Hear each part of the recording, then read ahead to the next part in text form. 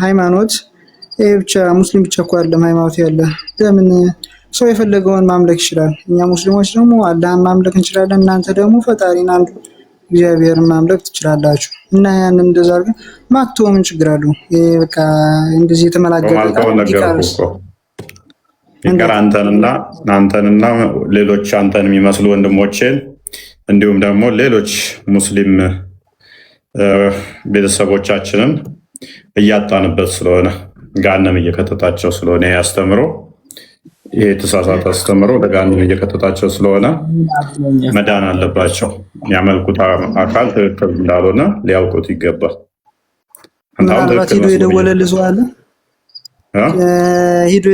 ሰው አለ። ምናልባት ገሃነም ገባን ምናምን ብሎ የደወለልህ ሰው አለ። እናንተስ ጸድቃን ገባን ብሎ የደወለልህ ሰው አለ። ምናልባት ከዛ ከላይ መልካም በሚገባ ከመደወልም በላይ እኔ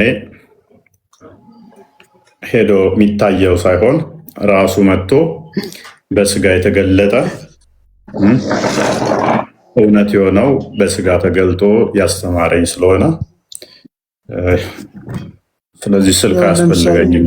ስልኩንም ምንሰራውን የሰራን አካል የስልኩ የስልኩን ሰሪ የሰራው አካል ያስተማረኝን መከተል ስለሆነ ማለት ነው። ኤኒዌይስ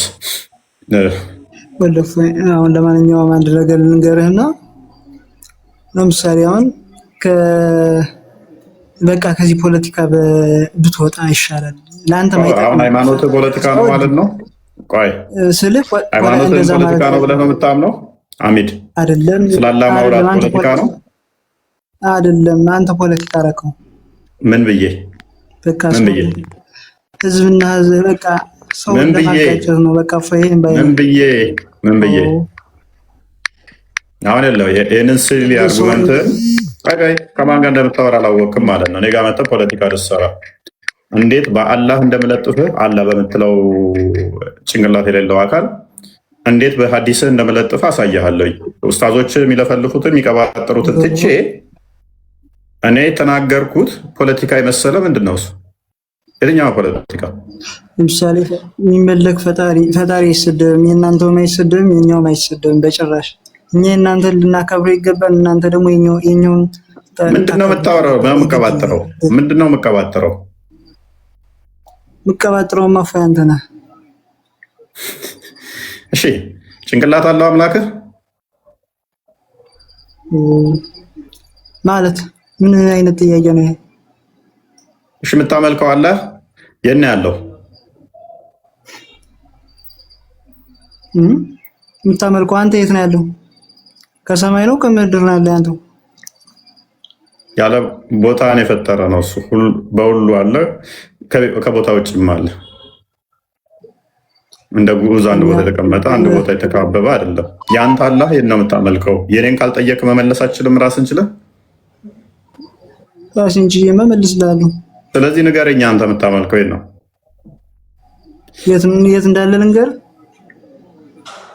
ለምን ትጠይቀኛለህ? ንገረኝ ብዬ ሰማይ ቤት ነው ያለ ላይ ነው እንጂ ምድር ፈጣሪ የሰው ጋር አይኖር፣ ታች አይኖር። መቼስ ይሄን ታውቃለህ። ሰማይ ቤት ምን ከሰው ተለይቶ ብቻውን ፂሙን እያበጠረ ነው ሰማይ ቤት ነው ያለው ስትል ምን እየሰራ ሰማይ ቤት ውስጥ አይባልም። ይሄ ትርፍ ነገር ይቅርብህ። ፂም ምናምን ሰማይ ቤት ውስጥ ከሰው ጋር አይኖርም ስትል ሰውን ይጸየፍና ከዋክብቶችንና ጨረቃን ፀሐይ ምናምን እነሱን አክብሯቸው ከነሱ ጋር ይኖራል አለ ሰማይ ውስጥ ሰውን ይጸየፋል። አሁን ሰማይ ቤት ያኖረበት ምክንያት አድርገኝ አንድ ነገር ሁለት ነገር ሳትል ከሰው ጋር መቼም አይኖርም ስትል ሰውን ንቀህ ከዋክብትን ከፍ አድርገህ ነዋል። ስለዚህ አላህ ሰውን ይንቃል፣ ከዋክብትን ከፍ ያደርጋል። ሰማይን ከፍ አድርጎ ሰውን ይንቃል አይደል? ያንተ አላህ የምትለው አካል ለሱ ትልቁ ነገር ደስ የሚለው የሚያስደስተው ሰማይ ነው። ሰው ግን ሰውን ይጸየፋል። ለማንኛውም አንድ ነገር ልንገርህ፣ ከአንተ ጋር ክርክር ከአንተ ጋር ሙግት አንችለውም ወንድሜ። አንተ እኛ ግን በዚህ ተጋጣሚ ወደ ፖይንቱ ግባ። ተሸከማ ታልቻልክ ለምን ትገባለህ? ቆይ አታልቅስ። እኛ ካንዳላና ሐሚድ ሶፍት የለንም። ካልቻልክ አለመግባት አስቀድሞ ነው። ስለዚህ የምታመልከው አላህ ሰማይ ውስጥ ነው አልከኝ። ለምን ራስን የተናገርከው? እኔ አይደለሁም። መቼም ከሰው ጋር አይኖርም ስትል ሰውን እየተጸየፍክ ሰማይን ግን የተሻለ ፖዚሽን አርገው፣ የተሻለ ቦታ፣ የተሻለ ስፔስ አርገው፣ የተሻለ ፕሌስ አርገው ሰማይን በመሳል ከሰው ጋር አይኖርም መቼም ስትል አደምን በእጆቹ አለም እንደ የሰራው የእናንተው በምድር ከሰው ደም ጋር ነው የሚኖረው። እንደ ሰይጣን ይዙም ውስጥ እንደ 666 አደምን ከሰው ጋር አደምን እሱ አይደለም የሰራው።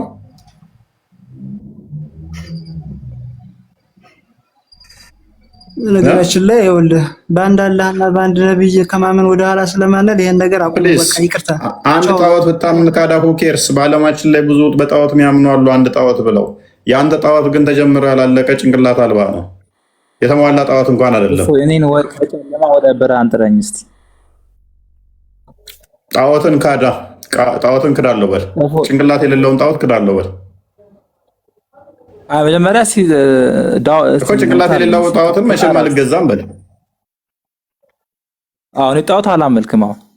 ጭንቅላት የሌለውን አካል አላመልክም በል። እስኪ ጭንቅላት የሌለው እግር አላመልክም በል። ምን አልከኝ? ጭንቅላት የሌለው እግር አላመልክም በል። አላመልክም። ጭንቅላት ያለው እግር አላመልክም። ጭንቅላት ያለው አላልኩም። ጭንቅላት ይኑረው አይኑረው ማይታወቅ እግር አላመልክም በል። እስኪ በቃ አላመልክም። አንተ ያልከውን አላመልክም። እስቲ አንተ በለው ለነቢያት ከጨለማ ወደ ብርሃን ጥረኝ። ከጨለማ ወደ ብርሃን ጥረኝ። በነቢያት ጨለማ ነው ፕሮፋይልህም ትወጣለህ፣ ችግር የለው። ስለዚህ በነቢያት ያልተሰበከ እግር መታወቂያው እግር የሆነ ጭንቅላት ይኑረው ማይታወቅ ጣዖት አላመልክም በል። እስኪ እኔ እሱን አላመልክም። ግን ሁሉም ነቢያት ማን ነው አላህን ሰብከውታል። ከፈለክ ማስረጃ ሰጣለሁ። አንተ ያልከውን አላመልክም። በነቢያት ያልተሰበከ አላህ አላመልክም። በነቢያት የተሰበከ አላልኩም። ያልተሰበከ እግር የሆነ መለያው ባት የሆነ ጭንቅላት የሌለው ከፍጡራን ተለይቶ እንደ ጉዑዝ ቁጭ ብሎ የሚታይ የሚሄድ የሚመጣ ግራ ቀኝ ያለው ፊት ኋላ ያለው ጀርባ ታች ያለው ይሄ ጣዖት ነው አላመልከውም በል። እስኪ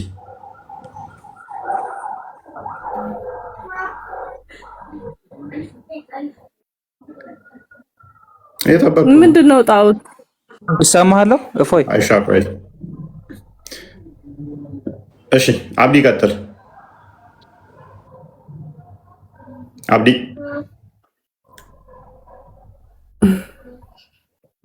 እሺ፣ አይሻ እፎይ ይሰማሃለሁ? አቤት። ኔትወርክን አስተካከል፣ እየተቆራረጥክ ነው። ቆይታ ነው የምመጣው። አለኝ ይሰማሃለሁ? ኔትወርክን አስተካከል። ትሰማለህ ግን ቆይታ ነው የምመጣው። አላይን ያለው አሁንስ ሰማለሁ? ትሰማለህ? ኔትወርክ ቆይቶ ነው የሚመጣው። አስተካክልና ተመልሰህ ግባ። እሺ፣ አላህ ከሰማይ በላይ አርሽ ላይ ነው ያለው። መቼ ነው የሆነው? ምድርና ሰማይን ከፈጠረ በኋላ አርሽ ከአርሽ በላይ ሆነ። ጎበዝ። ምድርና ሰማይን ከመፍጠሩስ በፊት ከሰማይ በታይ ነበር? ከአርሽ በታይ ነበር? እንደዚህ ያሉ ጥያቄዎች ማለት ነው አይጠየቁም። እንደዚህ ያሉ ነገሮች አይጠየቁም። ይጠየቃሉ። አይጠየቁም ማለት እሱ ከኛ እውቀት በላይ ነው። ከሰው ልጅ እውቀት በላይ ነው።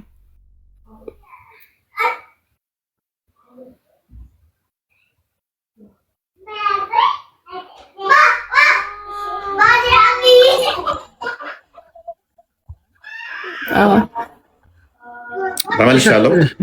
እንደዚህ አይነት ጥያቄዎች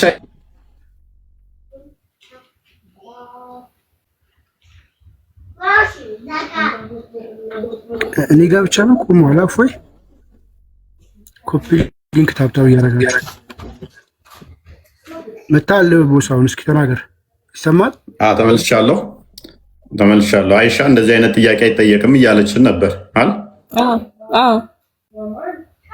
ስለዚህ ስለ አምላክሽ ምንም አይጠየቅም። የሚከብድ ነገር ሲሆን እንደዚህ አይነት ጥያቄ እንዳትጠይቁ ክርስቲያኖች፣ እናንተ ካፊሮች ትሳደባላችሁ፣ ባለጌ ናችሁ፣ እንደዚህ ናችሁ። አይደለም የሚጠየቅና ማለት አላህ ከሰማይና ምድር ከመፍጠሩ በፊት የት እንደሆነ ይሄ ከኛ ከሰው ልጅ ዕውቀት በላይ ነው፣ ከሰው ልጅ ጭንቅላት በላይ ነው። እንደዚህ ያሉ ጥያቄዎች አላህ ያውቃል። ስለዚህ በቃ አላህ ያውቃል በብለው እናልፈዋለን የት እንደነበር። አይ ችግሩ ምን እንደሆነ ታውቂያለሽ? በእምነታችን እንደዚህ አይነት ጥያቄ አይጠየቁም፣ መልስም አይሰጥበትም። ስለዚህ አላህ ቦታ ቀይሯል ማለት ነው አይደለ? እንዴት ቦታ ቀይሯል?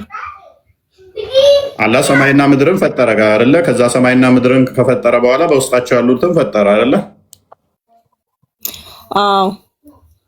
ከዛ አደምን በጭቃ ደግሞ አደምን ሰራው ፈጠረው።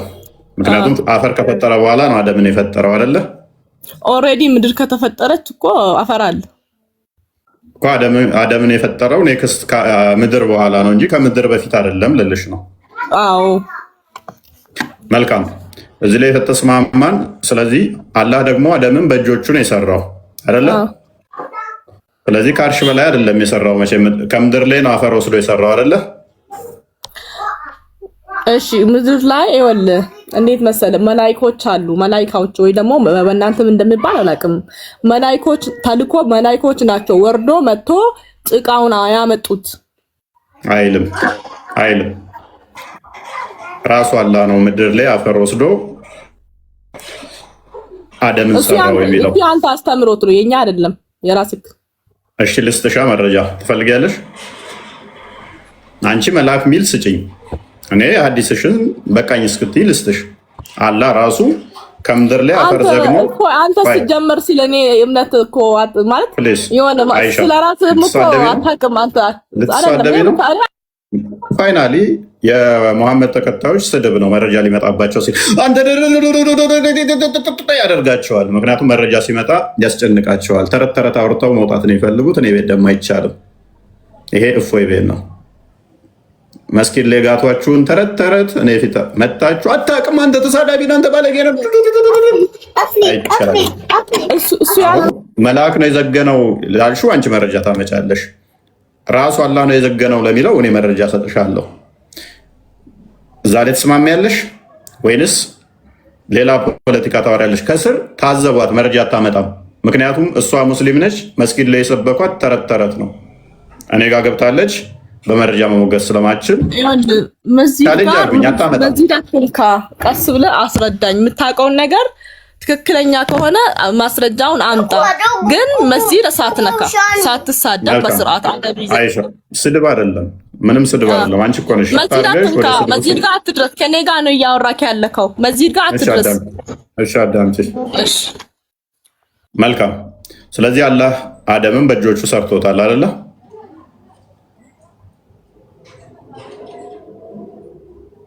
አይሻ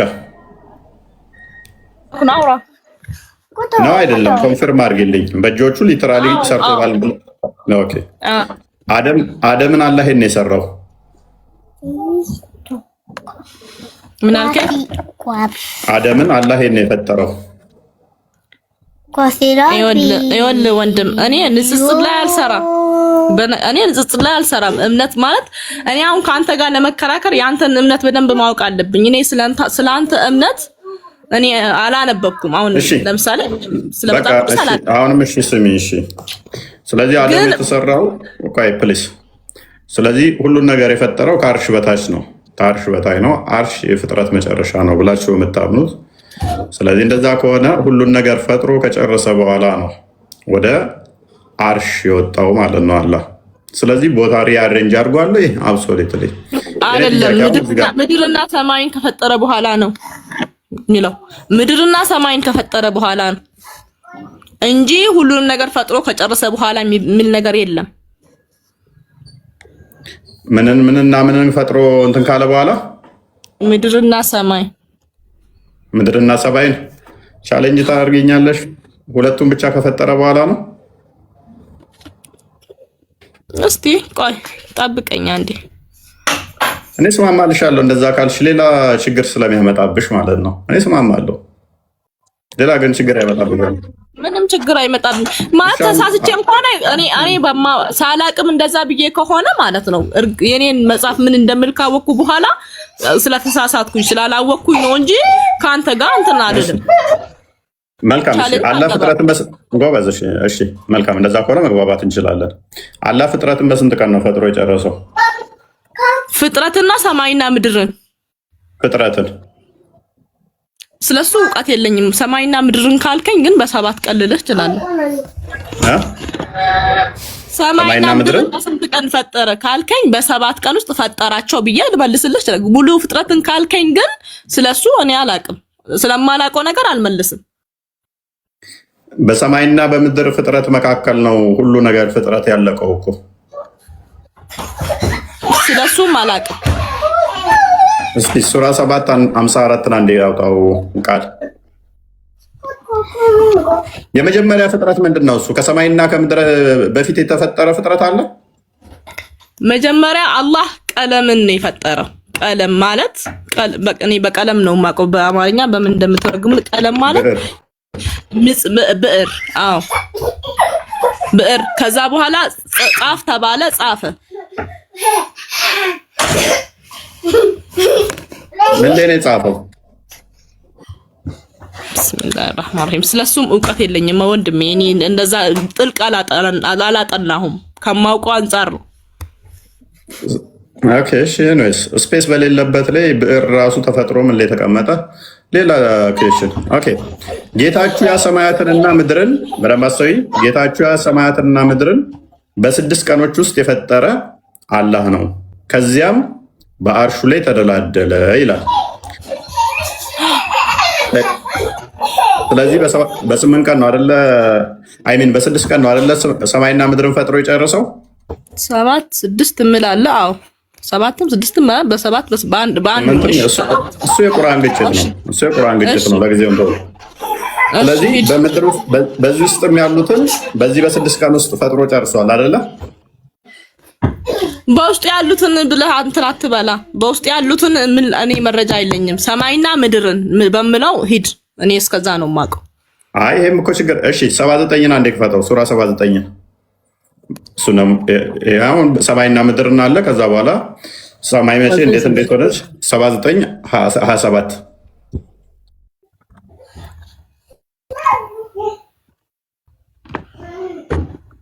አይ ቲንክ ሪፖርት እየመጣብኝ ነው። እንትን አድርጉት፣ ኮፒ ሊንክ አድርጉት። እህታችን ከሻሽም ከህፃናቶቹ ድምፅ ራቅ ብቻ መልካም ነው። ኦኬ የህፃናቶቹም ነው እንዴ? ያ እሱም ተጽዕኖ ይኖረዋል። ታፕታፕ ኮፒ ሊንኩን ግን እንዳትረሱ ተወዳጆች፣ ቀጥሉ። ኦኬ ተመልከቺ። በአፈጣጠር እናንተ ይበልጥ የበረታችሁ ናችሁን? ወይንስ ሰማይ ገነባናት አለ። ገነባት፣ ሶሪ ከፍ አድርገው ገነባት። ኦኬ ከፍታዋንም አጎነ አስተካከላትም። ማንን? ሰማይን ማለት ነው።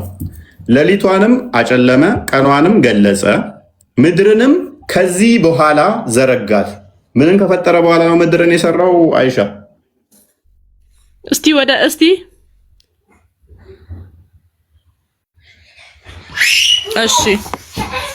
እሺ ሂድ አንተ መሸደፈ ሰማ በና ፈሰዋሃ ወአቅጠሸ ሌላሃ ወአኽረጀ ዱሃሃ ወልአርደ ባለ ዛሊክ። እሺ ሂድ።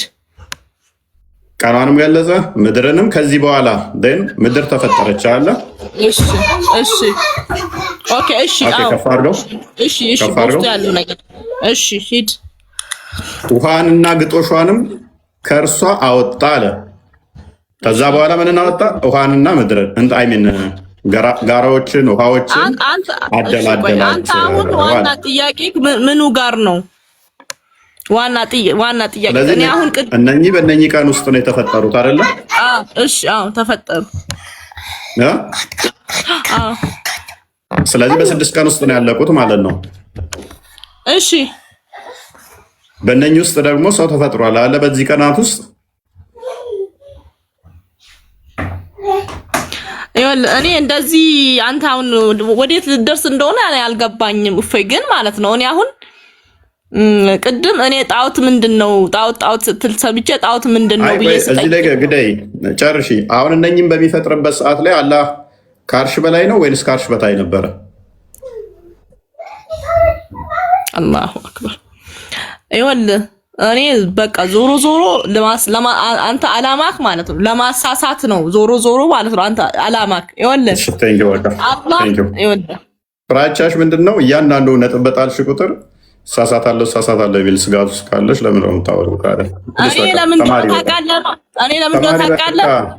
ተማሪ በቃ ፕሊዝ። እኔ እኮ ልጆችም ስላሉ ስርሽ እናቲት ነገር ስለመሰለሽ ነው እየታገስኩሽ ያለሁት እንጂ አላቅም ስትይ እያለፍኩሽም እያንዳንዱ ላይ እያስደነገጠሽ ስህተቱ እየፈራሽበት ነው ያለሽው። እኔ ምንም ማድረግ አልችልም እኮ መማር ነው ያለብሽ ቀድመሽ። ሳቢር እፎይ እንዴት ነው? ሰላም ነህ? ሁሉ ተማም አላህ አልሐምዱሊላህ። አይን አላህ አይን አላህ አላሁ መውጁዱን ፈውቀል አርሽ። መቼ ነው እንደዛ ነው? መቼ ነው እንደዛ አለው? እነ ረበኩሙላሁ አለዚ ኸለቀ ሰማዋቲ ወልአርደ ፊ ሲተቲ አያሚን ሱመ እስተዋ ዐለል አርሽ ነው። ከዛ በፊትስ? ከዛ በፊት ወካነ አላሁ ማ ካነ ቀብለሁ ወላ ሸይ ነው። ኦኬ አርሹስ? አልኩ እኮ አልገባም። አረበኛም እንደምታክሰው አረበኛው አርሹ ነበር። አርሹ ከላይና ከታች አለው በዛን ሰዓት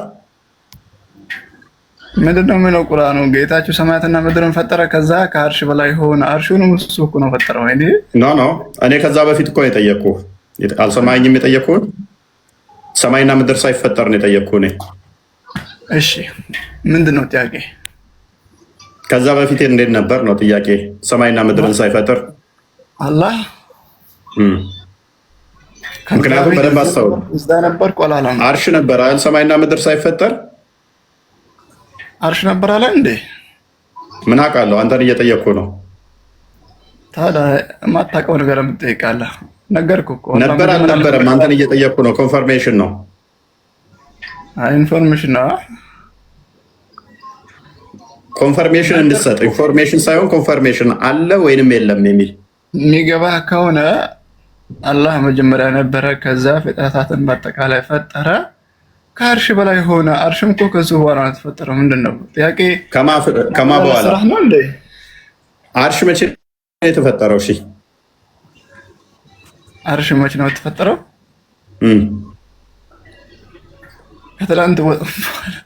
ከትላንት በፊት ነው። በደንብ አሹፍ። ጥያቄ በደንብ አልገባህም ማለት ነው። ምንድን ነው ይሄ? እኮ ተመልሶልሃል። ሰማያትና ምድርን አሁን የለው ሰማይና ምድርን ፈጠረና፣ ቆይ ሰማይና ምድርን ፈጠረና ከአርሽ በላይ ተደላደለ አልከን አይደለ? እሺ ኦኬ። አርሹ ከሰማይና ከምድር በኋላ የሆነው አላህ ከአርሽ በላይ የወጣው ሰማይና ምድርን ከፈጠረ በኋላ ነው አይደለ? ከዛ ወካነ አርሹሁ ዐለል ማ ይላል። የእርሱ አርሽ ከውሃው በላይ ነበረ ይላል፣ ከፍ አለ ይላል እንጂ አርሽን በዚህ ፈጠርኩት እንደዚህ አንተ እንደምትፈላሰፈው ሁሉ ፍልስፍና ውስጥ የለም። እሺ ፋይል ሰማይና ምድር ከመፍጠሩ በፊት አርሽ ላይ ከአርሽ በላይ ነበር አላህ? አልነበረም። እንደዛ አላለም። አንተ ነው ያልከው እንጂ። ስለዚህ ሰማይና ምድርን ከመፍጠሩ በፊት አላህ ከአርሽ በላይ አልነበረም። ሰማይና ምድርን ከፈጠረ በኋላ ነው ከአርሽ በላይ የሆነው አይደለ? እንደዛ ነው። ቢንጎ ጨረስን እናንተ። ስለዚህ አላህ ሰማይና ምድርን ከፈጠረ በኋላ ነው ከአርሽ በላይ የሆነው እንጂ አስቀድሞ አይደለም ባልከን መሰረት ሳይ ሙስሊም ዲንጎ ነው። ድገምና ዲንጎ በለሽ። ከተስማማው ያ ቁርአኑ እንደዛው ነው ይደግፋል እኮ። ላሳየህ አላህ ከታች እንደነበር ላሳየህ። አሁን አትማርም? ተማር። ሳይ ሙስሊምን አንዴ ክፈትልኝ 2653 ቢ ሰማይና ምድር ከፈጠረ በኋላ ነው ከአርሽ በላይ የሆነው አላህ። በደንብ አስተውሉ። ሰማይና ምድርን ከፈጠረ በኋላ ነው ከአርሽ በላይ የሆነው። ሉክ ሳይ ሙስሊም 2653 ቢ ታነበዋለህ? እናንብበው። ሳቢር ታነባለህ? ሳቢር የአንተ ነው አሁን እድሉ።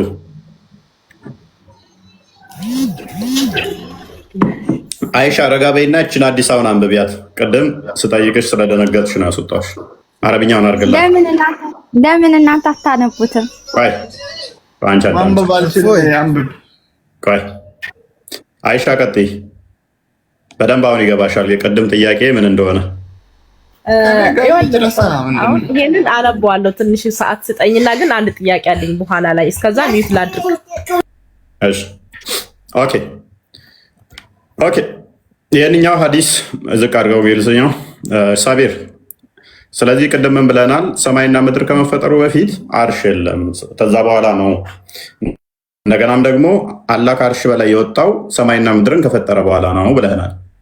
I heard Allah's messenger saying, Allah ordained the measures of quality of the creation 50,000 years before he created heavens and the earth, as his throne was upon water.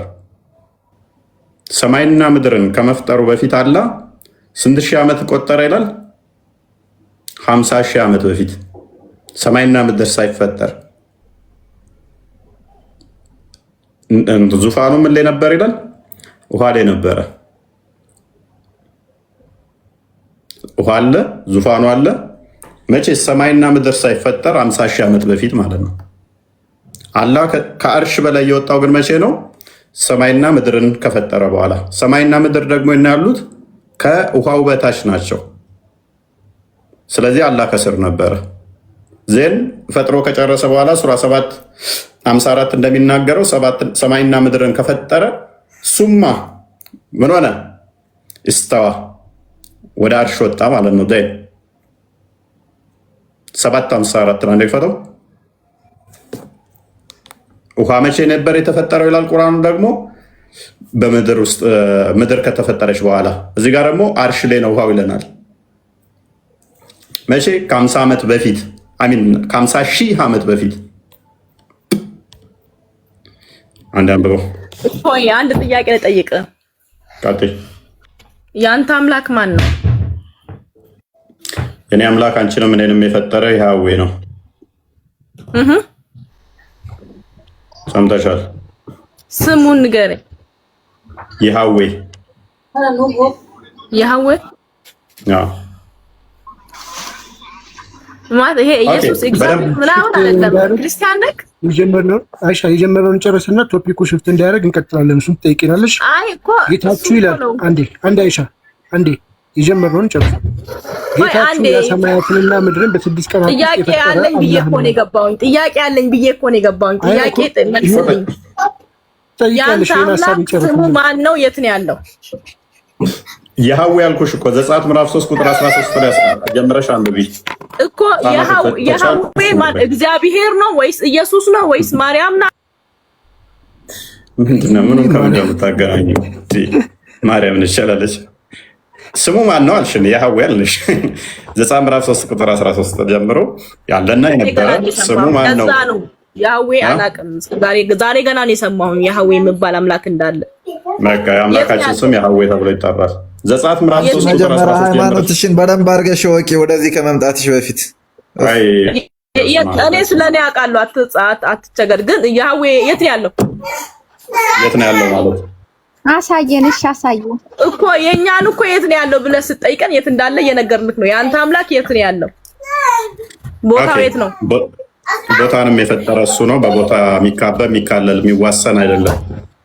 የእኛም ፈጣሪ እንደዛ ነው አይደለ? አንተ እንደዛ አታምኑ። ሳትደራረበ አይጭ ምንድነው እሱ? ጠላ ቤት እኮ አይደለም። 3 ሰው አንዴ እንዴት ያወራል? ስራ ጠብቂያ እንጂ ይሄ ለነገሩ ፕሮፋይል ያደረገው አንተ አምላክ ቦታ የማይወስነው። መልካም ንፋስም ቦታ ይወስነዋል። ቦታ ያስፈልገዋል። መረጃ ልስጥህ። ከሰማይ በላይ ለመሆኑ አንተ አምላክ ቆይ አንዴ አዳምጥ። አይሻ የእኛ አምላክ ጉዛ ፕሊስ ስርዓት ሲተማሩ ስርዓት ተማሩ። እንደ ነብያችሁ ባለጌ አትሁኑ። አትሳደብ። ስርዓት ተማር ነብያችሁ ምናምን አትበል። ቆሻሻ በአንተ ስም አይጠሩም። በአንተ አይጠሩም። ትቀደላለህ። እንደውም ስለ ነብያችን ነፍሳችን እንሰጣለን እኛ። እሺ ሩሃችን ነው የምንሰጠው።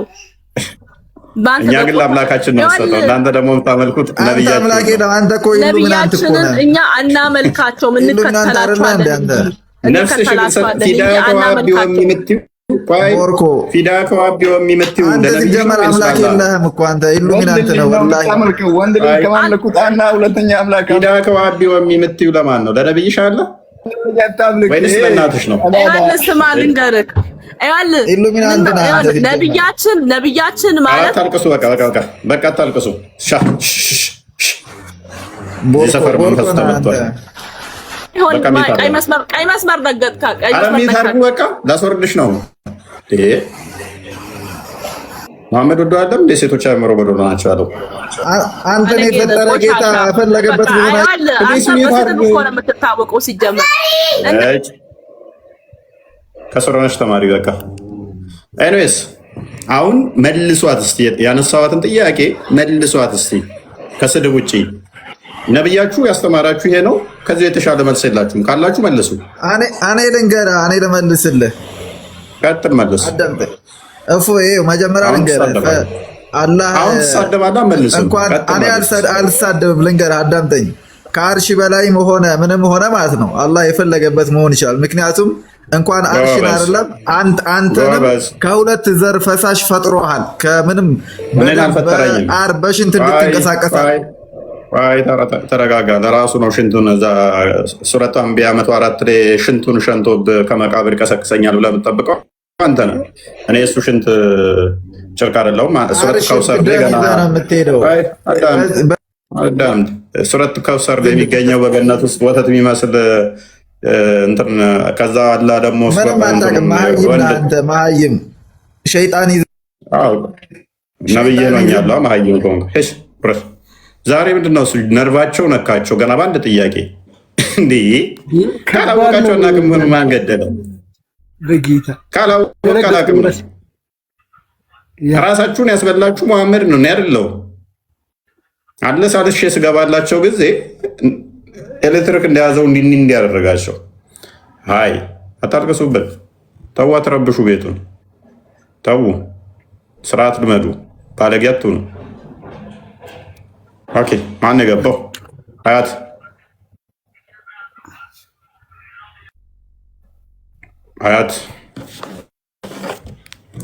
ተረጋጉና እችን ቶፒክ ዛሬ እንዴት እንደሚሄድባት አሳያችኋለሁ። ስንት ነገር ስላላት ማለት ነው። በነገራችን ላይ እፎይ አይደለም ይህንን የተናገረው፣ የራሳችሁ ነብያችሁ አስተምህሮታችሁ እምነታችሁ ነው። ለምሳሌ አሁን እዚህ ፊት ለፊታችን በአፕሊኬሽን የምታዩትን ይሄኛው ቁርአን ይህንኑ ክፍል ምን ብሎ ይረዳዋል? 754 ላይ በስልጣኑ ብሎ ይረዳል። ይሄ አላህ ለአላህ አይነገርም ብለው አህባሾቹ የሚረዱት ነው። ይሄ የአህባሽ ቁርአን ነው። የእናንተ ቁርአን ደግሞ ይሄኛው የሀጅ መሐመድ ዜኔ ቁርአን፣ የወሃቢዮቹ ቁርአን ይህንኑ ክፍል አላህ ራሱ ነው ያለው ብሎ ይረዳል። ፊዚካሊ ከአርሽ በላይ ነው ካላችሁም በኋላ ስንጠይቃችሁ ለምን ጠየቃችሁኝ? እፎይ ሲጠይቃችሁ ለምን እንዲተናገርክ ተሳደብክ ልትሉ አይገባም። ስድብ ከሆነ ይሄኛው ሰውዬ ነው እየሰደባችሁ ያለው፣ ወይ ደግሞ ይሄ ቁርአናችሁን ነው እየሰደባችሁ ያለው ማለት ነው። ከዚህ አንጻር ይሁትና አስተምሮቱ ላይ ገብታችሁ ሞግቱ። አስተምሮታችሁ ላይ ብቻ ገብታችሁ ሞግቱ፣ አብሩ። እንደዚህ የተሻለ ይመስለኛል። አይ ቲንክ አይሻ ገብታለች አስተምሮትሽ ላይ። እስቲ ትመልስ። እስቲ እንደምንም ተረጋጊና ጥያቄውን ብቻ መልሽ። ታዲያ ደግሞ አንተ ሀሳብ ሰው እንድሰጥ እድል አትሰጥ። ትሳደባለህ፣ ስርዓት የለህ። እንዴት ሳትሳደብ የሆነ ማለት ሰው እኔን አታክ ማድረግ ተይኝ፣ እኔን ተይኝ። በልጅሽ በምን አይነት ሰው ልጅሽ? ቶፒኩ ላይ ብቻ ግቢና መልሺ። መለስ አይደለም ይኸውልህ፣ አንተ እንዴት ነው ካንተ ጋር ታስወጣለህ? ጥያቄህን አትመልስም፣ ሰውን ታስወጣለህ። ከስር ተማሪ በቃ ብሶት አለባት እንደ ልጅቷ ህፃኗ የምታለቅሰው አልባበል ብላት ነው እንደገባች። እኔስ እሺ፣ ሰላም ዲያቆን የሚለው የቱ ጋር ነው? ያው ነክ ብዬ አስቤ ነው። አንቺ ነብዩ መሐመድ ነሽ? ቀጥይ። ነብዩ መሐመድ አሁን ጥያቄ አለኝ። ነብዩ መሐመድ እንዴት ነሽ? ጥያቄ አለኝ። እሺ ነብዩ መሐመድ ቀጥይ። ነብዩ መሐመድ ስሜ ነብዩ መሐመድ ይላል። ዲያቆን እዚህ ጋር የሚል አይተሻል? ያው ነብይ ነው አስተማሪ አይደለ? ያው ዲያቆን ማለት አስተማሪ እንደማለት። ሶሪ አላህ ነው ለካ አላህ ነው የገባው። አላህ ቀጥል። እሺ ኦኬ አላህ ቀጥይ። እኔ እኮ ልጠይቅህ ነው። አንተ ግን በምን አይነት በኩል ነው እኮ ቀጥይ? አላህ ቀጥይ። አላህ ቀጥይ። አላህ አትበለኝ። እኔ አላህ አንድ አምላክ ብቻ ነው። እኔ ስሜ አላህ አይደለም። እኔም ዲያቆን አይደለም። ስሜ ዲያቆን ማንበባችንም አንቺ ማንበብ ስለማቺ ነው ዲያቆን የሚል እዚህ አይተሻል? እሺ ልቀጥል። ምኑን ነው የምቀጥል? ኢየሱስ ክርስቶስ አምላክ ነው በሚገባ አንቺንም ነብይሽንም የፈጠረ። ኦኬ እዚህ ጋር ወደ ነብዬ መሄድ አይደለም። ኖርማሊ እኔ ቀጥተኛ ቃል በቃል ነው የምናገረው። ኢየሱስ ክርስቶስ አምላክ ነው ነገርኩሽ እኮ አንቺንም እኔንም ነብይሽንም የፈጠረ ሁሉን የፈጠረ አልኩሽ። እሺ ኢየሱስ ክርስቶስ አምላክ ነኝ ብሎ የተናገረበት ቃል በቃል አምላክ ነኝ ብሎ የተናገረበትን አንዲት ወንጌል አሳየኝ። ኦኬ በዛው መጠን በዛው ተዘጋጂ። አላህ እኔ በህይወት አለው ብሎ የተናገረበትን አንድ ጥቅስ ብቻ ትሰጭኛለሽ ቃል በቃል። አለበለዚያ እኔ ልጠይቅህ ነው የመጣሁት ቃል በቃል እንድትነግረኝ። ኢየሱስ ክርስቶስ ናሳይሻ አዳምጫ እኔስ ክርስቶስ የሁሉ ፈጣሪ ነው፣ ሁሉን የሰራ ነው። ከአብ የተካከለ ከባህሪ አባቱ የተካከለ አባቱ ፈጣሪ ነው። ሁሉን የፈጠረው አባቱ በማለት በልጁ አዳምጫ በቃ ቃል በቃል ላሳይሻል። ዮሐንስ ወንጌል ምዕራፍ 5 ቁጥር 17 ላይ አንድ ክፈለው አዳምጪ በቃ ሆነ። በዛውም ጭንቅላት የሌለውን አላህ እኔ በህይወት አለው ብሎ የተናገረበትን ወይንም እኔ አምላክ ነኝ ቃል በቃል ሶስተኛ አካላት ጅብሪል ነግሮት መሐመድ ነግሮት ሚላል መመለስ ስለማትችል ወላሂ አላህ አዳምጥ ቅዱስ አላህ አዳምጣ። ምንድን ነው ሪፖርቱ ዛሬ በጣም እየመጣብኝ ነው። በደንብ አድርጎ ወደች ሰንበት የሚሰራው በሰንበት መስራት የሚችል ወይም ደግሞ ሰንበት የሚፈጥርባት ሰንበት የሚሰራው አንድ ፈጣሪ ብቻ ነው። ከዛ ውጭ ማንም አይሰራም። ይሄ በቁርአንም የታመነ ነው። አላህ ኮርጆ ሙሐመድ ለአላህ የሰጠው ማለት ነው። ስለዚህም በሰንበት መሳደብ አይደለም፣ በስርዓት አንብብ። ቁርአንሽ ላይ ያለ ነው። ሱራ 265 ላይ ያለ ነው። ቅዳሜ ቀን እንሰራችሁ ብሎ ዝንጀሮ ያደረጋቸው በቅዳሜ መስራት የሚችል መፍጠር የሚችል መስራት የሚችል ማን ብቻ ስለሆነ አላህ እኔ ብቻ ነኝ ብሎ ያምን ነበረ። ቅዳሜን ማለት ነው ሰንበትን። ሱራ 265 ሌላ ጋር ሂድ አይደለም። ለምን ወደ ሌላ ትሄዳለህ? ስለዚህ የፈጣሪ ስራ ደግሞ ምንድነው? ሚውት አታርገኝ። አላህ ኢየሱስ ክርስቶስ ቃል በቃል የተናገረበት አላህ እባክህ አዳምጥ። ኤኔስ የፈጣሪ ስራ ምንድነው? እሱ መፍጠር፣ መመገብ፣ መንከባከብ ነው። ስለዚህ ምን አለ? ስለዚህም በሰንበት ይህንን ስላደረገ አይሁድ ኢየሱስን ያሳድዱት ነበር፣ ሊገሉትም ይፈልጉ ነበር። ለምን? በሰንበት መስራት የሚችል ፈጣሪ ብቻ ነው እንጂ በአይሁድም ሕግ ሰንበትን ማንም ሊሰራት አይችልም። እንደ ቁርአንሽን ማስተምሮ ሱራ 265 ላይ ደግሞ ከፈጣሪ ውጭ ሰንበት ማንም የሚሰራባት የለም። በሰንበት እመለስበታለሁ። ቁርአኑን ተወለ ጊዜው በሰንበት የሰሩትም ምን እንዳደረጋቸው እንመጣለን። አላህም ተናዶ። ስለዚህ አይሁዶች በሰንበት በመስራቱ ክርስቶስ ተናደዱ። ኢየሱስ ምን ብሎ መለሰ? ኢየሱስ ግን አለ ቃል በቃል ኢየሱስ አምላክ ነኝ ብሏል ወይ? አዳምጪ ሚውት አታርገኝ። ኢየሱስ ቃል በቃል አምላክ ነኝ ብሎ ከሰሮነሽ አዳምጪ በቃ መሐመድ የነገረሽን ጣዖት እያመለክሽ ቃል የኤግዛክት ወርድ ፋላሲ ጠየቀናችሁ እኮ መቼም አትመልሱም እናንተ። ጅብሪል ነግሮት መሐመድ ነግሮት የሚል ነው። ቃል በቃል አላህ ተናግሮ አያውቅም፣ ተንፍሶ አያውቅም። ስለዚህም ኢየሱስ ግን አለ አባቴ እስከዛሬ ይሰራል እኔ ደግሞ እሰራለሁ ብሎ መለሰ። አባቱ ማን ነው? አብ። የአብ ስራ ምንድን ነው? ቁፋሮ መቆፈር ወይም እርሻ ማረስ አይደለም። የአላህ ስራ አላህ ይሰራል ሲባል አላህ ያርሳል ይቆፍራል ብለሽ ነው የምታምኚው? አባቴ ይሰራል እኔም እስከዛሬ እሰራለሁ። ስራው ምንድነው? መፍጠር ነው። አባቱ ፈጣሪ ነው፣ እሱም ይፈጥራል። አባቱ መጋቢ ተንከባካቢ ነው፣ እሱም መንጋቢ ነው፣ ተንከባካቢ ነው፣ ጠባቂ ነው። ስለዚህ አባቴ ሲል አብን ነው። ታምናላችሁ እሱን እናንተም። አባቴ እስከዛሬ ይሰራል፣ እኔም እሰራለሁ። አባቴ ፈጣሪ ነው፣ እኔም እፈጥራለሁ ነው። ሪፖርት ምንድን ነው ዛሬ?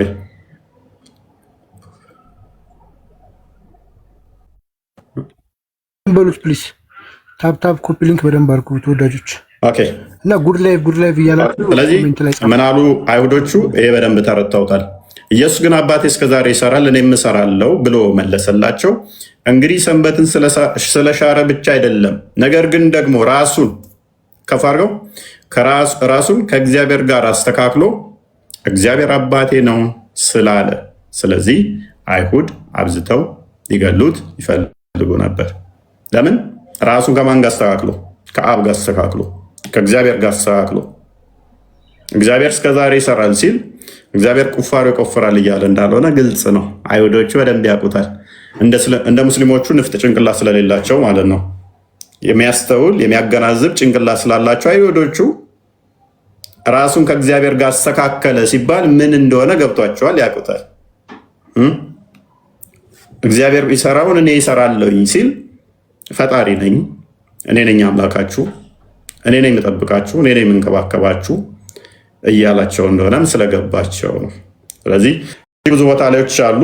ለምሳሌ መጽሐፍ ቅዱስ ላይ እጅግ ብዙ ቦታ ስራ ራሱ የተናገረባቸው እንዳሉ ሆነው ለጊዜው እዚሁ ያዝ እናድርገውና ወደ ቶፒኩ እንመለስ። ባክ አድርገው ኤግዛክት ወርድ ፋላሲ ግን ሙስሊሞች መቼም ሊያመጡ አይችሉም። እኔ አምላክ ነኝ ቃል በቃል ይኸው እኔ አምላክ ነኝ ኑ አምልኩኝ፣ እኔ ነኝ የፈጠርኳችሁ ሙስሊሞች ቃል በቃል ተናግሬያለሁ። ይሄ ከሆነ መስፈርታችሁ ኑ እኔን አምልኩኛ። ዛሲት ይሄ እኮ ሲምፕል ነው መናገር። እኛ አምላክ ግን መናገር ስን በተግባር ነው ያሳየው።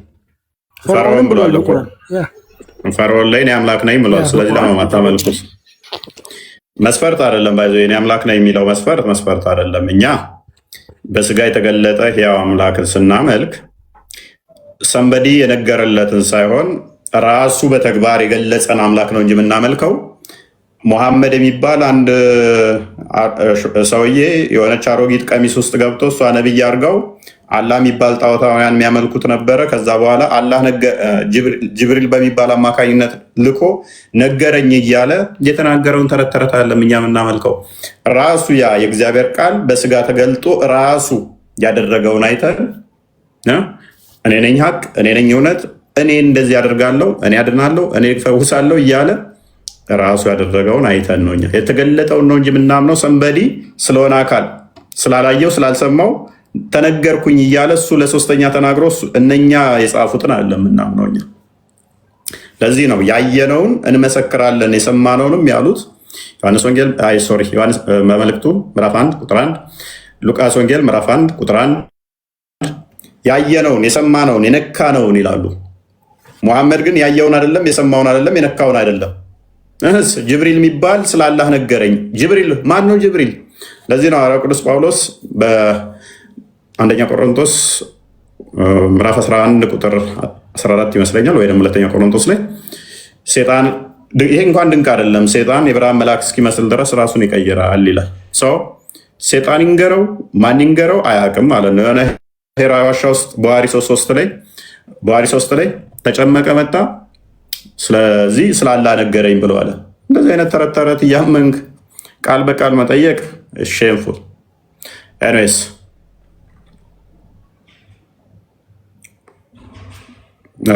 አብዲኖል ነው የሚለው አብዲኖል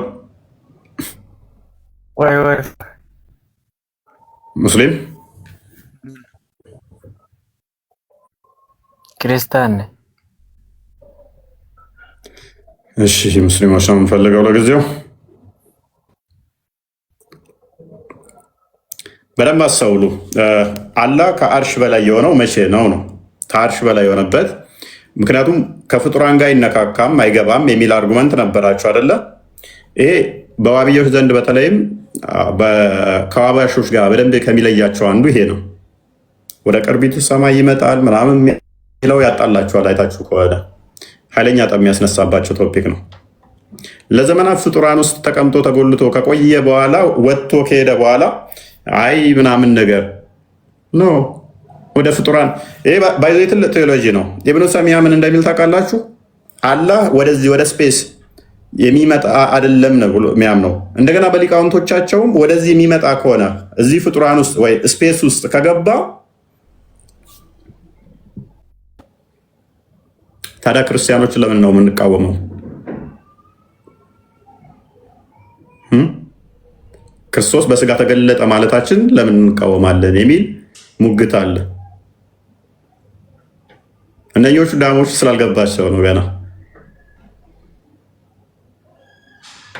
የስጋ መገለጡን ለምን ትቃወማለህ? አምላክ በስጋ መገለጡን ለምን ትቃወማለህ? እሱ ራሱ እዚህ መጥቶ ስፔስ ውስጥ ስፔስ ካካበበው እንደ ጋቢ ስፔስ ከሸፈነው ወይም ደግሞ እሱን ሰማይና ምድር አካቦ የሚሸፍነው ከሆነ በስጋ መገለጡ ለምን ትቃወመው ነው?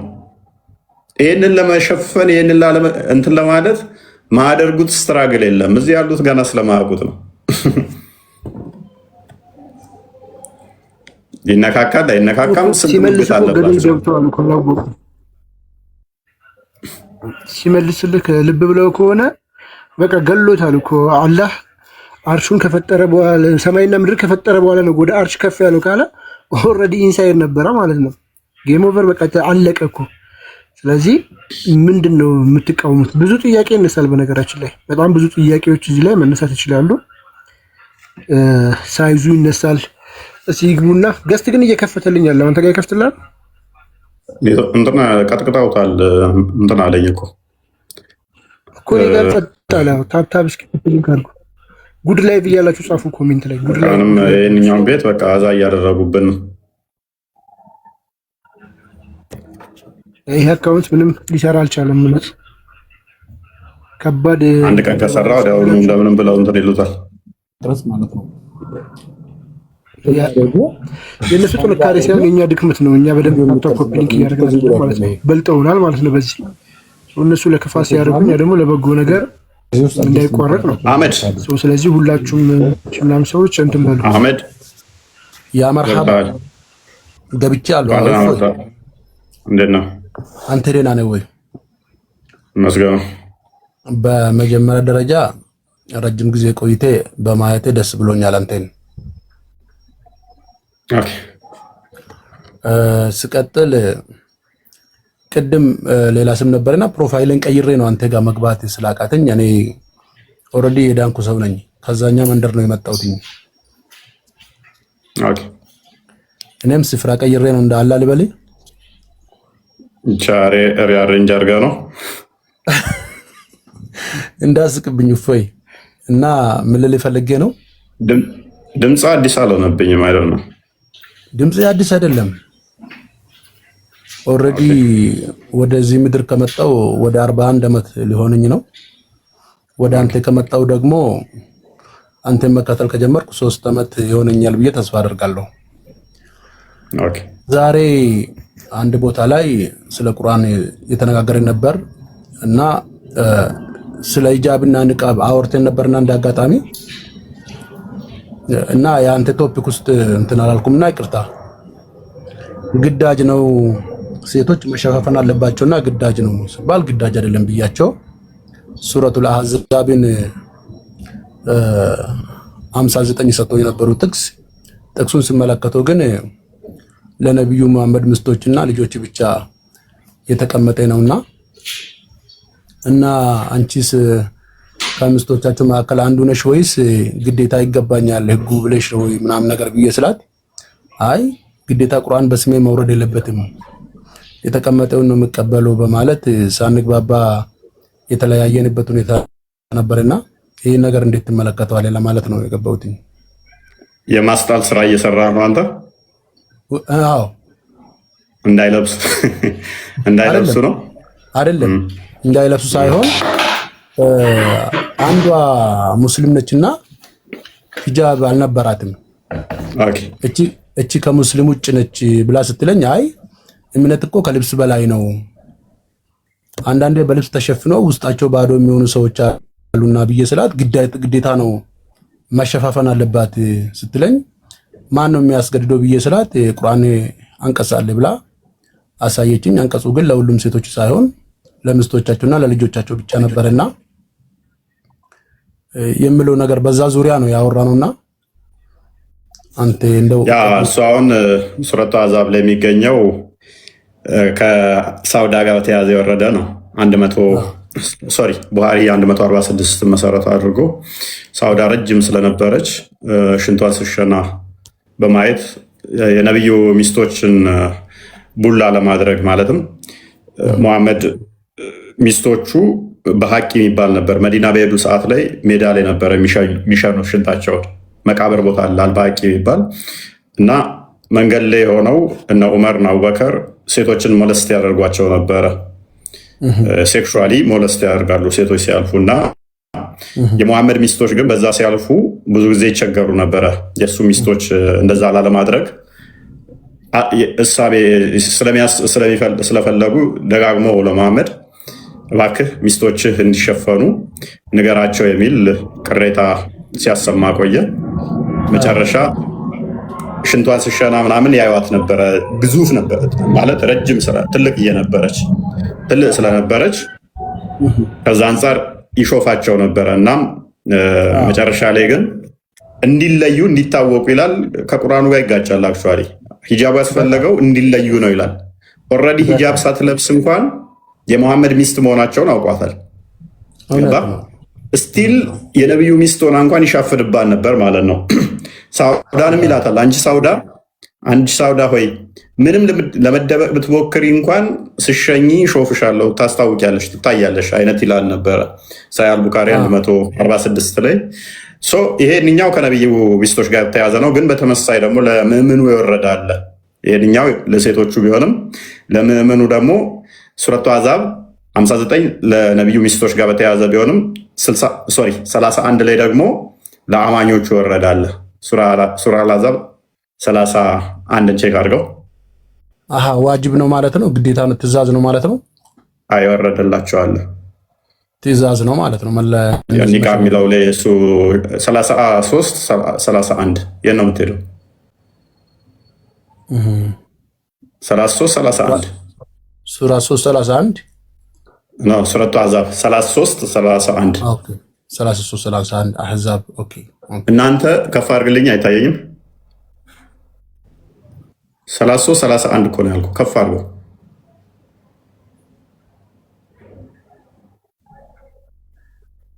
ከእናንተ ለአላህና ለመልእክተኛው የምትታዘዙ ኦኬ የምትሰሩ የሆነ ተቆርጦ ነው እኔ ጋ የሚታየኝ።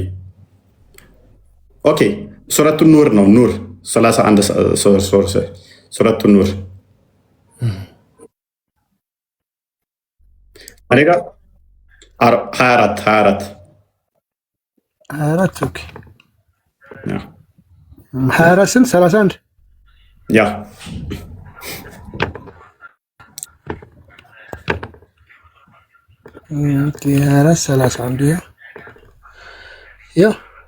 እሺ ተቆርጧል ወይስ ገብቶላል? ሙሉ ለሙሉ አሁን ደህና ነው መሰለኝ። ለምዕመናትም ንገራቸው አይኖቻቸውን ይከናነቡ። ሱረቱ አዛብ 59 ላይ ለነብዩ ሚስቶች ነው አይደለ? እዚህ ጋር ደግሞ ለምዕመናን ንገራቸው አይኖቻቸውን ይከናነቡ፣ ብልቶቻቸውን የሚጠብቁ ጌጣቸውንም ከእርሱ ግልጽ ከሆነው በስተቀር አይገለጡ፣ ጉፍታዎቻቸውንም አንገቶቻቸውንም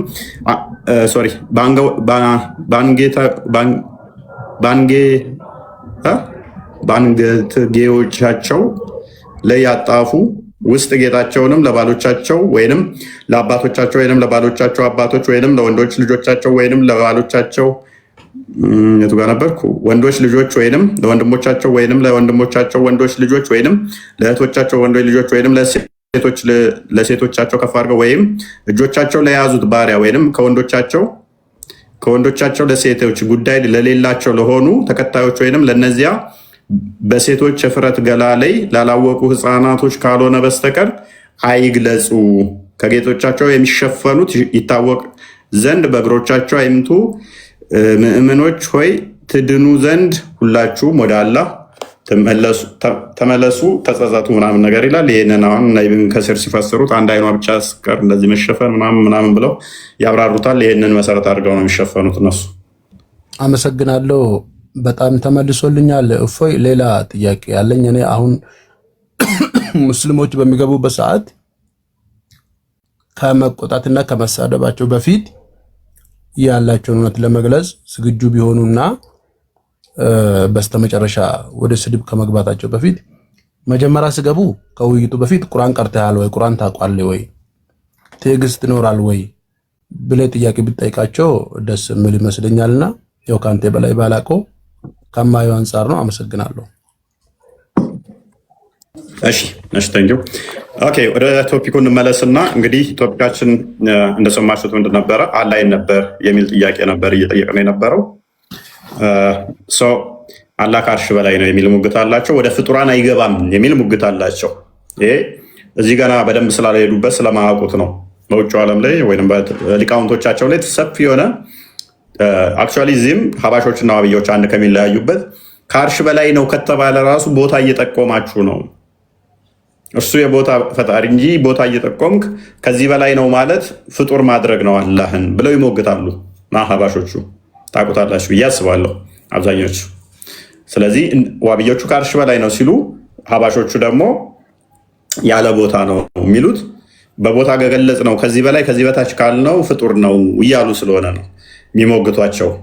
እኛ ደግሞ ከዛም ከፍ አድርገ ነው አላህ ፍጡር ውስጥ አልነበር ወይ? ተቀምጦስ አይደለ ወይ ከአርሽ በላይ የወጣው? አደምን በእጆቹ አብኩቶ በጭቃ ሰርቶ ከዛ በኋላ አይደል እንዴ ተጨረሰ በኋላ ወደ አርሽስ የወጣው? ዋብዮቹ አሁን ወደ ፍጡር አይገባም ብትሉንም አስቀድሞ ፍጡር ውስጥ እኮ ነበረ የሚል ነው። እኔስ አማን እንኳን ደህና መጣ። አማን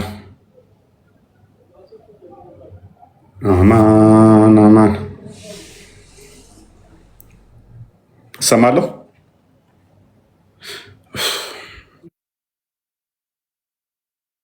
ጉድ ላይቭ ያላችሁ ኮሜንት ብጽፉ መልካም ነው እና አይ ቲንክ ሬስትሪክሽን ቪዚቢሊቲ ምናምን ሰጥቶታል አይደለ? አይ ቲንክ ጊፍቱ ምናምን ዘጋግቶታል እና ሪፖርት ማለት በአንዴ ለምን እንደሆነ አላውቅም። ዛሬ በቃ አንድ ቀን ከሰራ በስራ በሁለተኛው ቀን ወዲያውኑ ጧጧ ያደርጉታል።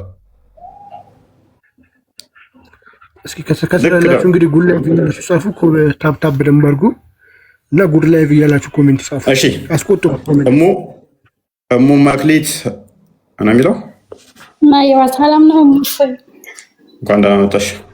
እንኳን ደህና ቆየኝ። እኔ ክርስቲያን ነኝ እና በጣም ነው የምወድህ የማከብርህ። እግዚአብሔር ጥበቡን እውቀቱን ይጨምርልኝ ለማለት ነው የገባሁት።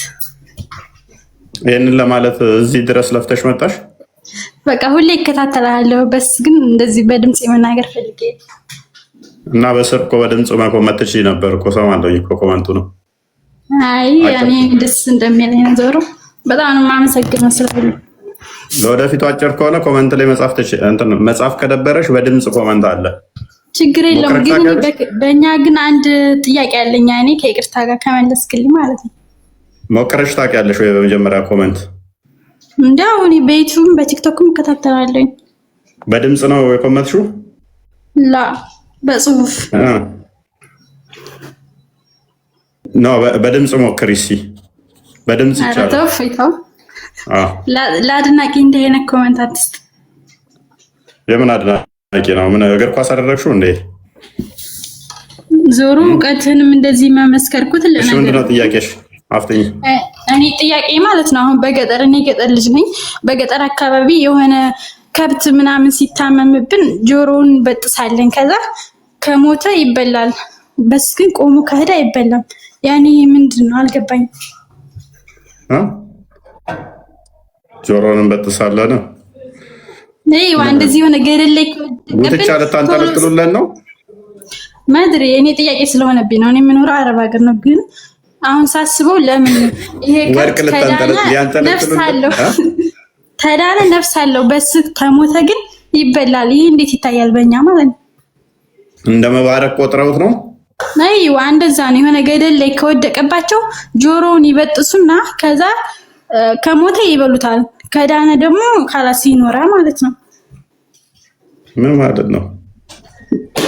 አላውቅም። እኔ ገጠር ልጅ ነኝ። ጆሮውን ሲበጥሱት ህይወት ካለው ካወቁ ነው። ይሄ የፈተዋ ጥያቄ ይመስለኛል። አሁን እኔ አሁን በሬ ገደል ውስጥ ገባብኝ ፎይ ከዛ ጆሮን በጠስኩት። ሴት መበጠስ አችልም፣ ወንድ ነገር እንደዚህ ደሙን ካፈሰሰው ከዛ በኋላ ተባረከ ይባላል። ከሞተ ይበላል። ደሞ ቆሞ ተሄደ ዳነ ነው። እኔ መባረክ ጆሮን በመበጠስ አላውቅም። በስራ ሲታረድ ነው። እሱን አባቶችን ጠይቂ። እንደዚህ አይነት ይቻላል ታውቅ እንደሆን ብዬ ነው። ካላወቀች ችግር የለውም። አይ ጥያቄ ስለፈጠረብኝ ነው። አራይ ሰራ አይደለሁም። እንደዚህ አይነት እርድም አላውቅም። ጆሮ ላይ እቺን በጥስ ላ በገጠር እኔ እናንተን እንጂ አላውቅም። ኦልሬዲ የሞተ እሺ፣ ቆይ አሁን ጥያቄሽ እኮ እንደ መሰለሽ፣ እሺ ጆሮውን በጠሱ። ጆሮ እዚህ በጥሱ ካልተነሳ ይበላል። የበከተ ጆሮ ስለሆነ የበከተ ስለሆነ ሳይበክት ነው ጆሮውን የሚቆርጡት። ሳይሞት ጆሮውን ቆርጥ ያደርጉታል። ከዛ ከሞተ ይበላል። ከዳነ ደግሞ ካላስዳነ አንቺ ሰዎቹ አሪፍ ናቸው። which means ጆሮ ሲቆረጥ ብዙም አይጎዳም። ከዳነልን ፋይን ነው እንጠቀምበታለን። ከሞተ ግን እንበለዋለን ነው። ቆይ እኮ ጥምብን ብላ ነው ያኔ ስህተት ነው። ከዳነልን በሬ ይሆናል። ማይድን ከሆነ ግን ጆሮዋን በጠስ ስላደረግን አይ በቃ ባርከነዋል ችግር የለውም እንብላ ብሎ እንደመሸወድ ነው። ስህተት ነው። ዞሮ በክርስቲያን ያን መብላት ሳ እንዲትል ጠይቂ። ብዙም ይሄ አይዋጥልኝም። እሺ በቃ እኔ እንደው አሁን ሳድግ ጥያቄ ፈጥሮብኝ ነው እና በጣም ነው የማመሰግነው። እግዚአብሔር ጥበቡን እውቀቱን ይጨምራል። ስንት በሬ ሞቶባችሁ ግን እንደዛ ሞክራችኋል እናንተ? ላ እኛ ሳይሆን በቃ ሰፈራችን የገጠር ወደ ሸዋ አካባቢ ወደ ገጠር ያለ ሰው ሁሉም ሰው ይረዳዋል። ያኔ እኛ በሰፈራችን እንደዛ ይደረጋል። ኦኬ እሺ ጆሮ በጠስ እያደረጋችሁ ይመቻችሁ። እንደዛ ነው። እርድና ነች ግን ታውቃለህ፣ አደገኛ እርድና ነች። በቃ የሌላ አራዳ ናቸው። ለእኔ እኮ ማርያምን እውነቴን እኮ ነው የምነግራቸው። ያኔ እኔ አሁን ጥያቄ ስለፈጠረብኝ እኛ የከተማ ልጅ ብዙ ማናውቀው ሜንት ያለሽ ጆሮ በጥሰ አሪፍ እንትን ነው ግን ሲስተሙ ገብተዋል አይደለ? በሬው ከተነሳ አለ ይባላል፣ ይተዋል። ያረድከውን በሬ ልትጠቀምበት ማለት ነው። እንደ እርድ ተቆጠረ ጆሮዋ መቆረጦ። በሬው ማይነሳ የሚሞት ከሆነ ግን ኖ በስመ አብ ብዬ ጆሮውን በጠስ አድርጌ የለ ስለዚህ ልብላው አይነት ሰበብ ማለት ነው። ችግር የለውም። ስጋው ተባርኳል። ይጥም ባይባልም ይበላል ነው። ይመቻችሁ። በዚች እና ምልጥ ነው። አሪፍ ነች። እኔስ አማን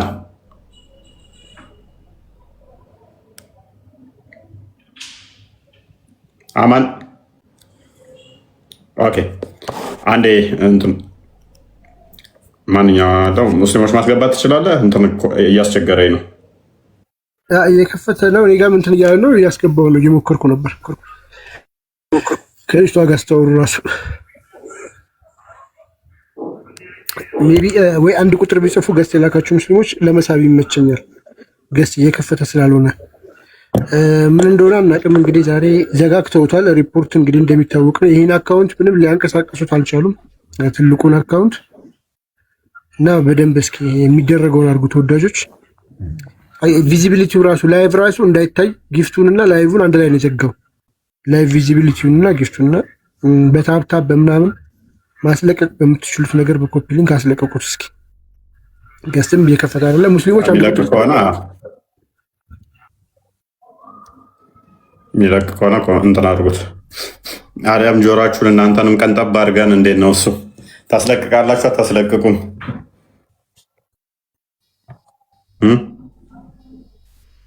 እንደዛ እንሞክር እንዴ?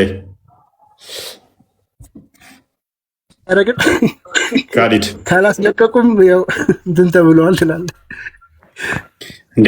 የሰዎቹ ሲስተም እኮ ግን ተመቸኝ እኮ። ከተነሳ ይጠቀሙበታል ነው፣ ከሞተ ግን ይበሉታል። አራዳ ናቸው። እንደዛ ነው።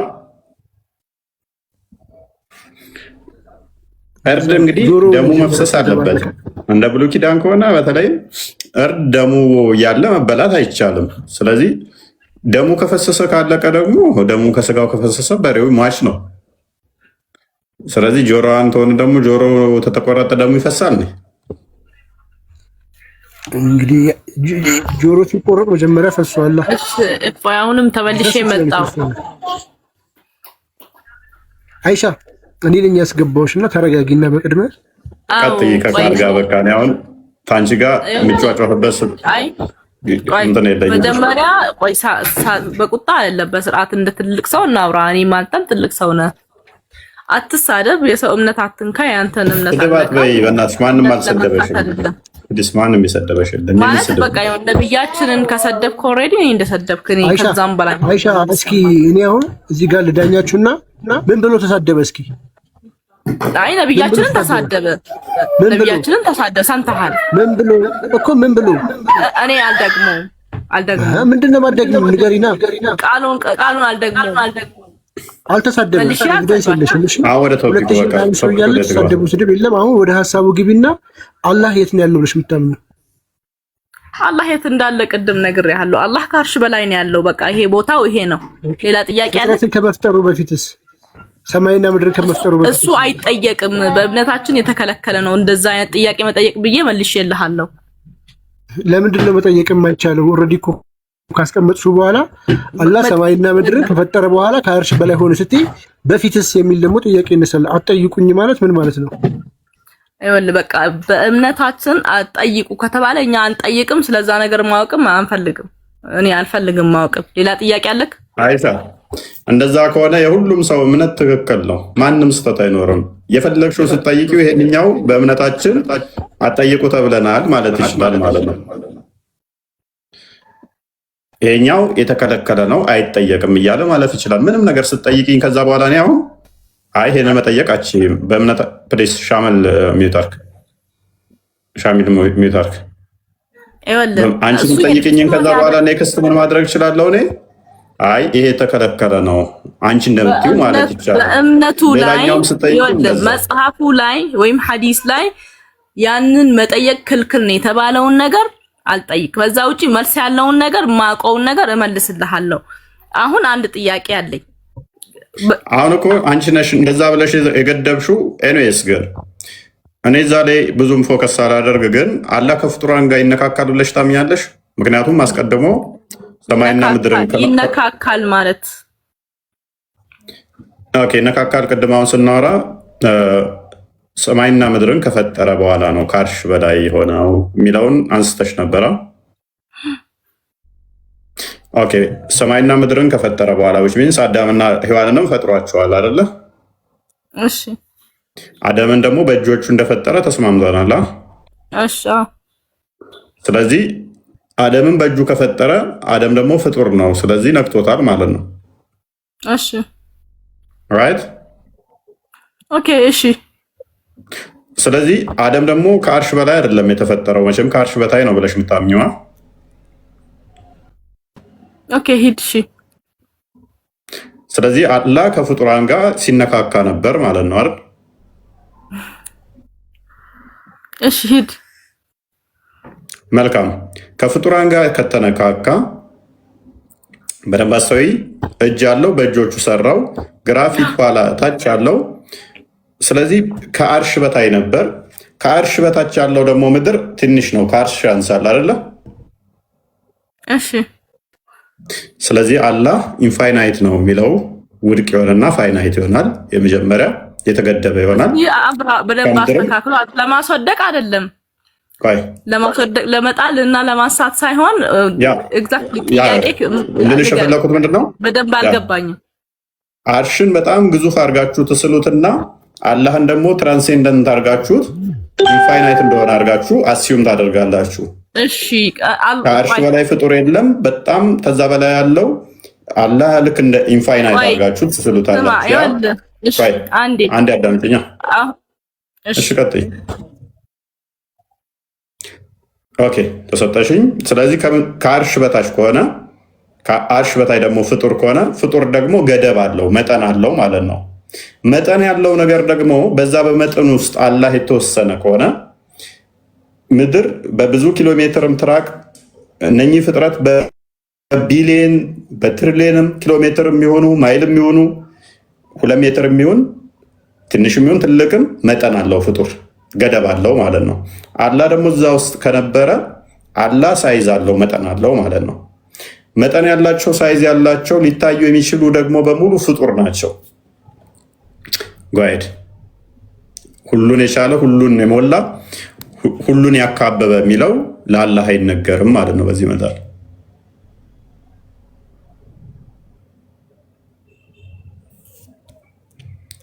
ቀጥይ። ሚዩት ነሽ እያወራሽ ካለሽ ሚዩት ነሽ እያወራሽ ከሆነ አይሻ አው አለው ይወል አላህ ማለት ነው። አላህ ስፈልግ የሆነ ነገርን መፍጠር ስፈልግ ሁን ይለዋል፣ ይሆናል። ከፈለገ ማለት ነው። የሆነ ነገርን ከፈለገ ሁን ይለዋል፣ ይሆናል። መውረድ ምናምን አያስፈልገው። እኔ አሁን አላህ ወርዶ አደምን ፈጠረ ወይስ አደምን አንስቶት ፈጥሮት በኋላ ታች መለሰው ምለውን ነገር እኔ አሁን መጀመሪያም ነግሬሃለሁ። እኔ እሱ ላይ እኮ ተስማማን። አደምን በእጆቹ እንደፈጠረ ግን አንተ አሁን እኮ ጥያቄ አሁንም ግልጽ አይደለም።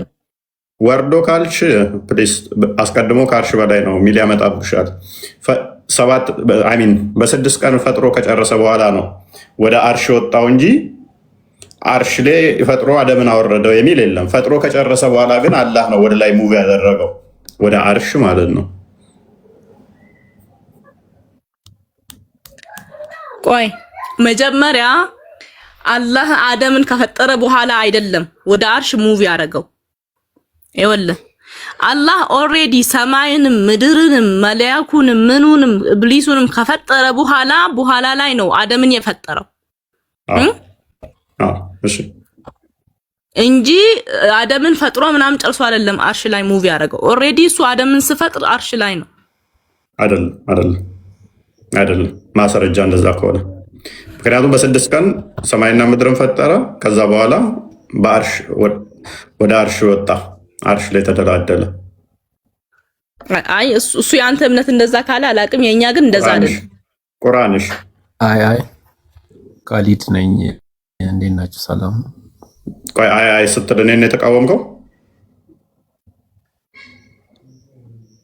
እሷ ትክክል ነች ብለህ ታምናለህ? ቀጥል ካሊድ። እዚህ ጋር መጀመሪያ አደም እኮ የሚቀድመው ፍጥረት አለ። አጋኒንት እንደ አዲስ ለ1000 ዓመት እንደዛ አካባቢ ይቀድማል። ከዛ በኋላ አመጽ እንትን ሲያደርጉ አዳምን ያመጣው መላእክት ምናምን አሉ። ድምጽ አለ አደም እሺ ካሊድ ቀጥል። አደም እኮ መጨረሻ ላይ ነው የተፈጠረው። 1000 ዓመት ኖሯል በምድር ላይ አጋኒንቶች እንደ አዲስ ማለት ነው። ኦኬ ስለዚህ ዞሮ አደምን ፍጥረትን ፈጥሮ ከጨረሰ በኋላ ነው አይደል ከአርሽ በላይ ሆኖ እዚህ ጋር ሰው ልጅን እንትን አላለም።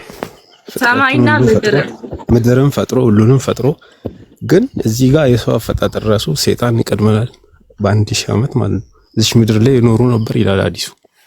ከዛ በኋላ አመጹ።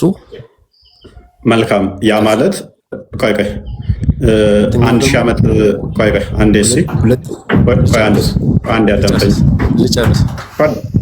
አንዴ ሰማይና ምድርን ፈጠረ። ከዛ ሰይጣን ተፈጥሮ 1000 ዓመት እዚህ ከኛ በፊት ይኖሩ ነበር ነው ያልከው? እዚህ ምድር ላይ አደም ሳይፈጠር ሰማይና ምድርን ፈጥሮ ከዛ 1000 ዓመት ሰይጣን ሲኖር ነበረ። ከ1000 ዓመት በኋላ ነው አደም የተፈጠረው። እነሱ ቁርአን ላይ ሱራ በቀራ ማስረጃ ያልከውን እንዳዘነጋ አላህ ሰማይና ምድር ፈጠረ። ቆይ አንዴ አይሻ አላህ ሰማይና ምድር ፈጠረ። እንደዚህ አይደለም። ከዛ ኢብሊስ ተፈጥሮ አልጨረስኩም። ትቀጥላለህ። ያልከውን ነው ፓራፍሬዝ ማድረግ። አልጨረስኩም። ያልከውን እኮ የምደግመው እኔ ያልከውን ነው የምደግመው። አስጨርሰኝ። ቀጥል። መጀመሪያ የተፈጠረው ብዕር ነው፣ የመጀመሪያ ፍጥረት ማለት ነው። ሌሎቹ ሁሉም ፍጥረት ሁን ተብሎ ነው የተፈጠረው፣ ሆነ። ግን አዳምን በእጁ ፈጠረ። ይሄን ያደረገው ምክንያት ለክብር ነው። በሌላ በቁርአን ላይ ደግሞ ወለቀድ እኔ ከረምና ፖይንት ምን እሱ ያደር አይደለም ካሊድ ልንገር ካሊድ ልጨርስ ሽፍት ለማድረግ እየሞከርክ ነው። በመጀመሪያ ያልከውን እንዳረሳ ቆይ፣ ወይንም ተሳስቻለሁ በል ለምንድን ነው አሁን ቅድም ምን ብላል መሰለህ? ሰማይና ምድር ተፈጥረው እኛ አዳም ከመምጣቱ በፊት 1000 ዓመት ያህል ምድር ላይ ሴጣን ሲኖር ነበር። ደጋግመህ ነው የተናገርከው። ይቀድሙናሉ ምድር ላይ። ስለዚህ 1000 ዓመት ያህል ሴጣን ይኖር ነበር። እርግጠኛ ነህ? ይሄ ሐዲስ አላገኘኸውም? ፈልገው። መልካም። በስነ ፍጥረት ላይ ቁርአን ላይም ግጭት አለ፣ ሐዲስ ላይም ግጭት አለ።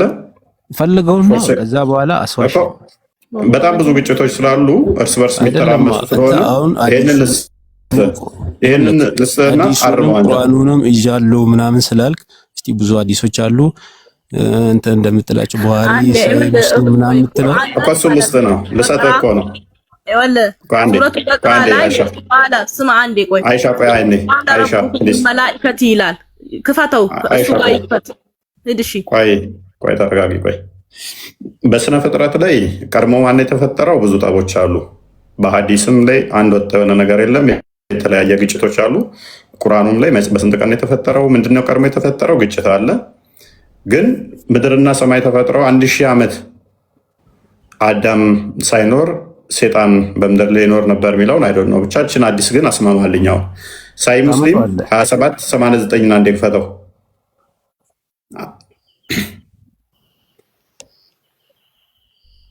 አላህ ቃል በደንብ አስተውል። ምን ቀን ነው የተፈጠረው አደም?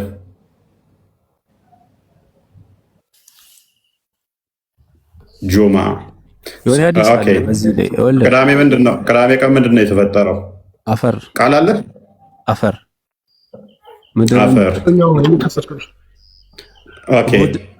እሁድን ደግሞ ተራራ በውስጥ ተከለ። እሺ ከዛ ሰኞ ደግሞ ዛፎቹን እና ውሃ ምናምን ብዙ ነገሮችን ፈጠረ። ማክሰኞ ደግሞ ብዙ በቃ አደጋ የተፈጠሩ ሞት ምናምን የምንላቸው ነገር ማለት ተፈጠሩ። ሮብን ደግሞ ብርሃንን ፈጠረ ወይ መላእክትን። ሐሙስ ዕለት ደግሞ እንስሳዎችን ውስጥ ለቀቀ በምድር ውስጥ ማለት ነው። ጁማአ ከአስሪ በኋላ ማለት ከ10 ሰዓት በኋላ አዳምን ፈጠረ ይላል አዲሱ። ታዲያ ምንድነው አንተ አሁን ምድር ከተፈጠረ ቅዳሜ ተፈጥሮ ዓርብ ዕለት አደም ከተፈጠረ በደንብ አስተውል። ምድር ቅዳሜ ተፈጠረች፣ ዓርብ ዕለት አደም ከተፈጠረ አደም ከመፈጠሩ በፊት አልከኝ ምድር ተፈጥራ ጂኒ ምድር ላይ 1000 ዓመት ይኖር ነበር ብለህ ነበር። ይሄን አዲስ እያወቅ እንዴት ነው እንደዚህ የተሳሳትከው? እንዴት ምን ማለት ነው? እኛ አደም ከመፈጠሩ በፊት ምድር ላይ ጂኒ 1000 ዓመት ይኖር ነበር አልከኝ እኮ። ኑሮ አሉ ይቀድሙናሉ እንዴ?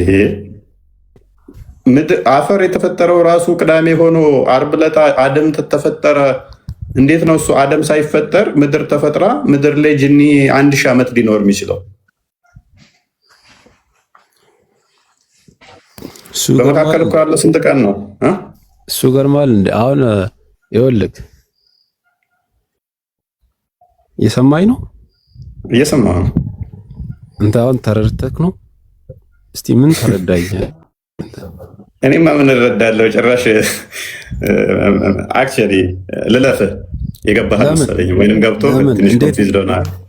ይኸውልህ እኔ ያልኩህ ማለት ነው ምድር ስትፈጠር ልለፍህ። እኔ ፖይንቴ ስላልሆነ ይሄ ተሳስተሃል ነገር በአዲስ ፍጥረት ላይ ግጭቶች ስላሉ ልለፍህና ወደ ዋናው ፖይንት ልመልስህ። ኧረ እባክህ ለጊዜው ፖይንቴ ስላልሆነ ይሄ ኦኬ፣ ወደ ፖይንቴ ልመልስና አላህ አደምና ሰማይና ምድርን ከፈጠረ በኋላ ነው አይደለ በአርሽ ላይ የተደላደለው። ኦኬ ወጣ እንዴ?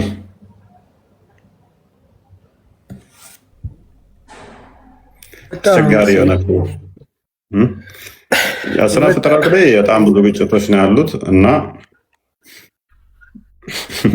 ኢቨን ፖይንቱን እራሱ አልተረዳውም። እኔ ያልተረዳሁት ነው የመሰለው። ስቲል አሁንም አልገባህም ይለኛል። ይኸውልህ እፌ አላህ ማለት ነው ምን አልመሰለክ ወይዝ ቃለ